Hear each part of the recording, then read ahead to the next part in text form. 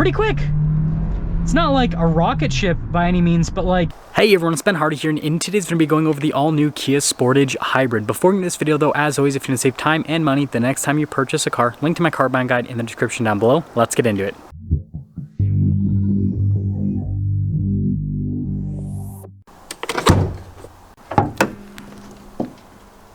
So we have a turbocharged 1.6 liter 4-cylinder paired to a 6-speed automatic and a hybrid system. With the hybrid system, it has a 44 kilowatt electric motor paired to a 1.49 kilowatt hour lithium ion battery pack. Fuel economy is 38 around town and then 38 on the highway. I've been averaging 35 miles per gallon, and then power outputs are a whopping 227 horsepower and then 258 pound-feet of torque. Now, before we go to the front end, I do want to mention, if you want to see more videos just like this, then I recommend you subscribe because I post content every single day. So starting with the hood here, you can see that it's, well, blue. You've got the new style of Kia logo, and that's about it.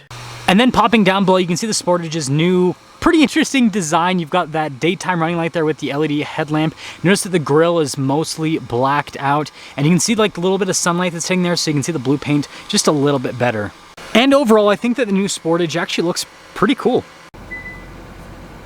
Come around the side here, tire and wheel setup is 235/60/18 in the front and over in the rear as well.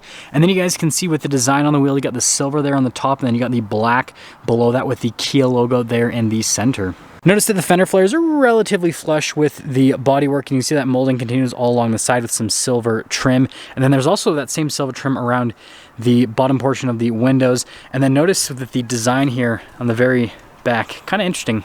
Putting it all together, there's quite a bit happening with the side of the Sportage, but I think it looks pretty good. So here is the key fob. We got the remote start function there on the front with the Kia logo down below, and then we have a bunch of stuff here on the side like the lock, the unlock, and then the opening here for the hatch, which, boom.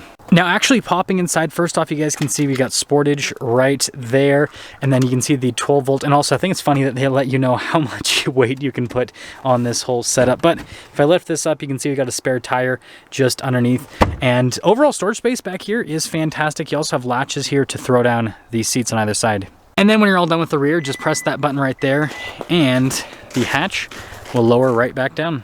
Now the taillights on the new Sportage definitely look pretty interesting. You guys can see with the LEDs, and then also we have our HEV badge right here with the new style Kia badge, and then the Sportage badge there off to the side as well. And then down below, we don't have a whole lot happening. Got some silver trim, and notice the exhaust tip itself is kind of hidden because hybrid, right?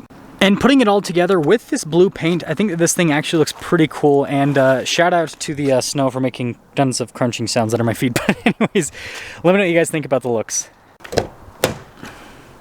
Now this interior is quite interesting. You guys can see the color combo between like the blue and then the cream color. Notice it's actually padded right here, which is pretty nice. And then also down below where you're gonna rest your arm. We do have some piano black trim right there. And yeah, definitely a funky looking door panel. And then here are the seats. You guys can see perforated down the center portion of the seat again in that cream color. Legroom here in the back is solid. You guys can see we got a little storage pocket right here with some vents in the center. And then we actually have some USBs here on the seats as well.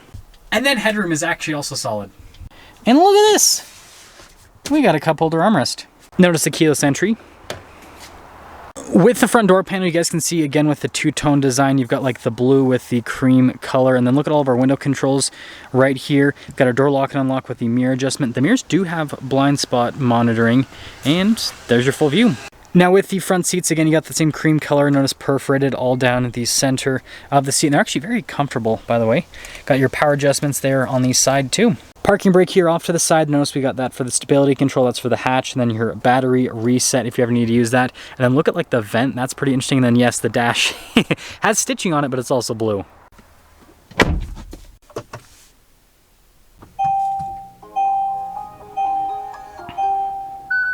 Here's our steering wheel that also happens to be blue, as you can see with the trim all around.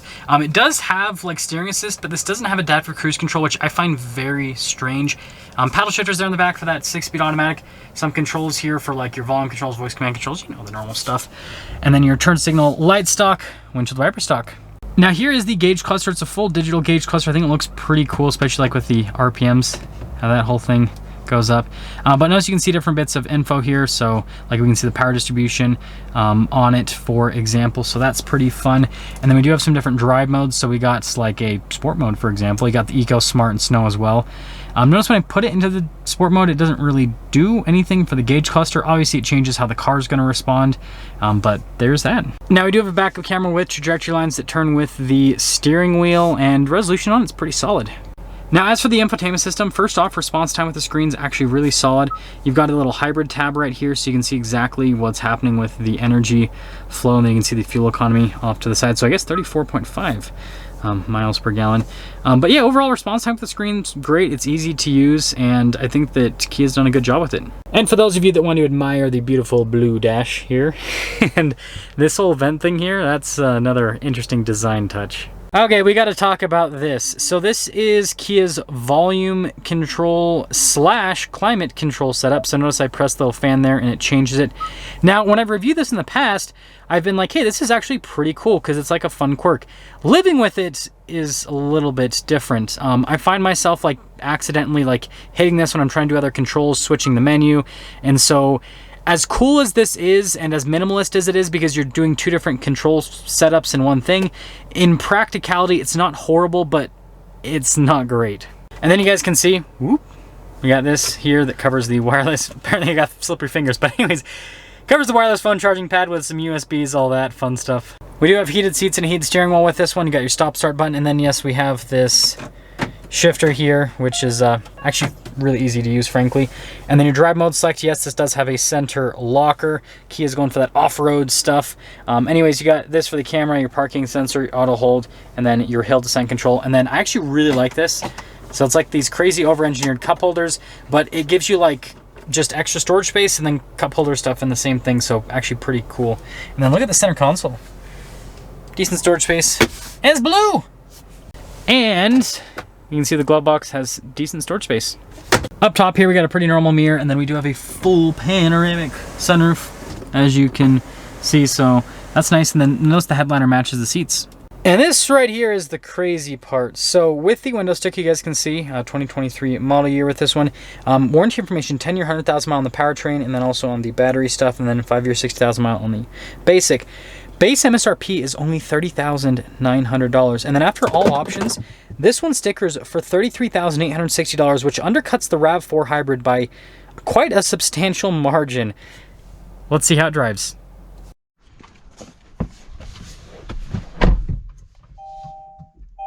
Well, let's talk about visibility before we set off. Here's visibility over the hood. Both the mirrors do have blind spot monitoring.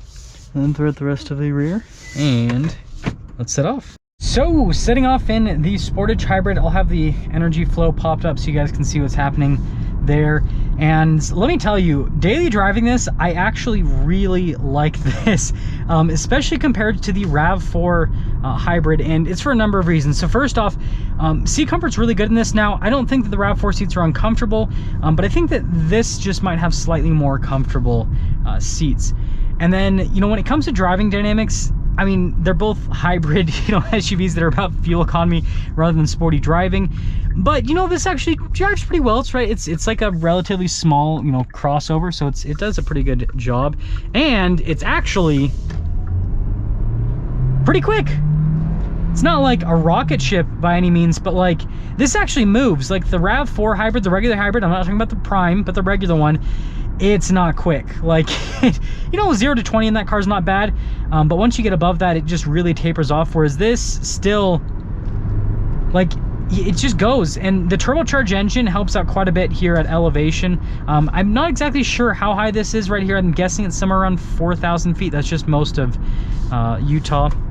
But yeah, it accelerates well. It's very comfortable. Like, the ride quality is really good. I took this on a highway trek yesterday and drove like over 100 miles, and it did exceptionally well. Passing power was great. Like, everything is really solid with this from, you know, a driving standpoint.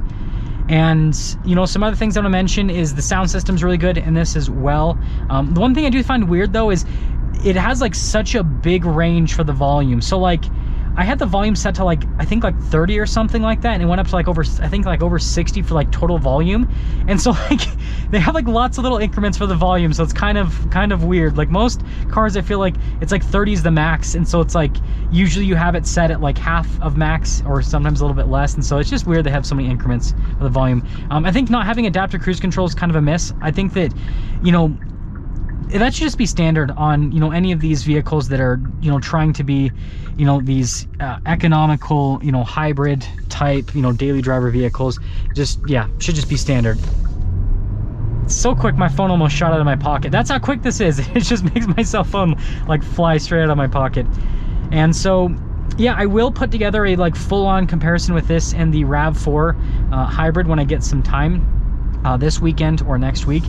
But with that being said, I think that this is pretty much better than the RAV4 in every single front, except, you know, maybe fuel economy. I'm obviously not getting the EPA rating with this. I think a big part of that is just like how I've been driving this, and that's one thing is like this, I actually feel like I want to accelerate with it, whereas again in the RAV4 it's just like I just give up. I'm like, yep, this thing's really slow, I'm just have to accept that people are going to pass me and all that kind of stuff, whereas this, I feel like I can drive on the fast lane on the highway. I don't feel like I can do that with the RAV4 hybrid. It can do it, but you guys get what I'm saying. So I think it's pretty solid. Obviously, you know, some people are going to talk about reliability with this versus the Toyota, but I mean, this has such a big warranty on it, and like, let's be real, who actually keeps cars for 10 years, right? Like, yeah, I know some people do, but like the average person trades in a car every like 2 to 3 years. And so like, you know, reliability is obviously important, but like at the same time, if you're going to keep the car for, you know, 3 to maybe 5 years max, then who cares? Everything's covered under warranty, right? So let me know what you guys think about this new Sportage hybrid.